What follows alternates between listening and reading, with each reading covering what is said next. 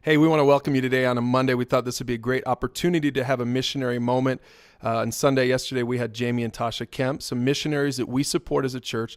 They were with us in Riverdale. This is them there. You can see Jamie and Tasha and their cute kids, Phoebe and Benaiah.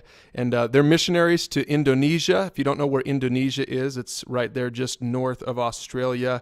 And they're in a little town called Yogyakarta. And they're doing student ministry there, working with students there. It's really awesome.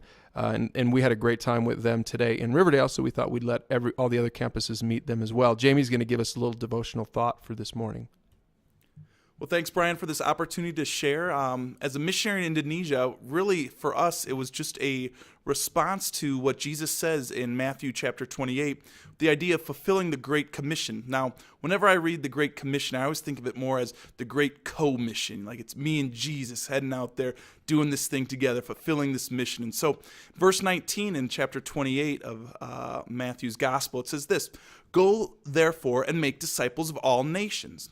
And what we see there, of course, included in that is this country of Indonesia, the largest Muslim country in the world.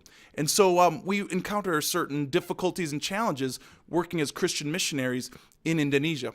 One of the difficulties we face is that it's against the law to proselytize or to convert somebody from a different religion to Christianity. So that makes this whole Great Commission thing a little tricky, trying to lead someone to the Lord. And so because of that, Christians typically don't even consider sharing their faith. They've been the religious minority all of their life, and so it's not even on their radar to share their faith, whether it's because of persecution, fear, or oftentimes they don't even think a Muslim can come to faith.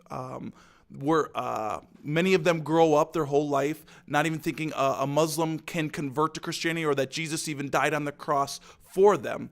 And so this creates a great amount of difficulty and fear for them in sharing their faith. Oftentimes they think of it this way: a Muslim can't even come to faith. Often, as we would think, the metaphor I often use is if someone was black and I was Hispanic, they can't become Hispanic and I can't become black. It's just a physical impossibility. Or maybe a better way of saying this, if you're a Packer fan and I'm a Bear fan, I'll never become a Packer fan, and that Packer fan's never going to become a Bear fan. And so it's not even on many Indonesian Christians' radar that a Muslim can even come to Christ in faith. So one of the difficulties that we face there is equipping and empowering Indonesian Christians to reach their Muslim neighbors. So that's why we are praying praying and working for this change to happen inside of Indonesia. So we thank you so much, Alpine Church, for partnering with us in Indonesia. We couldn't do it without you. And also this year, praying with us for our goal of reaching Muslims in Indonesia. So again, I want to encourage everyone to pray for Jamie and Tasha as they prepare to return to Indonesia around Easter this year. And you can learn more at their website, jamieandtasha.com. Check it out. You see all kinds of pictures, and you can be praying specifically for what's going on. So why don't you do that now as you finish up your devotional time today?